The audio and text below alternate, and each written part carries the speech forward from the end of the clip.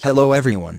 In this video, we will explain how to recall, cancel or unsend an Outlook. It could happen that you send by mistake an email and you want to cancel it. Outlook provides an option that you can recall it as long as it is not read yet from the receiver of the email. So let's suppose that we want to send an email, and I'll send to my friends. And then I press send. However, I regret about what I have written. For example, I write here that we have an appointment at 5 o'clock but this will change. Or I sent this email to somebody where I don't want to send. If the receiver haven't opened yet, we can recall this email.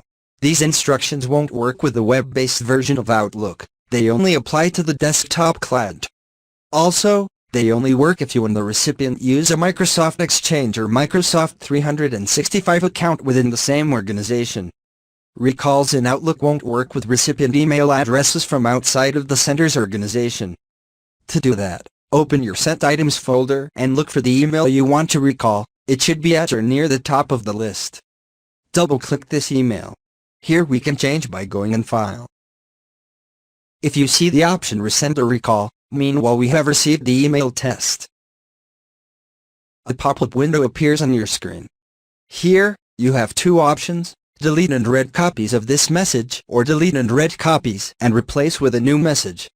You'll also see an option to have Outlook notify you if the process succeeds or fails. We'll select delete and read copies of this message, because we don't want the receiver to read this email. If you choose to create a replacement, Outlook opens a second screen so you can revise the message. As you compose your new email, Outlook recalls your old message and displays a notification. Just click the send button when you're done with the revised message. If you send the recall message, it doesn't exactly make your old email disappear. In order to have the original message disappear, the recipient may need to open the recalled message first. This is why you should type urgent or something similar in the recalled message's title so that it's opened before the first offensive email.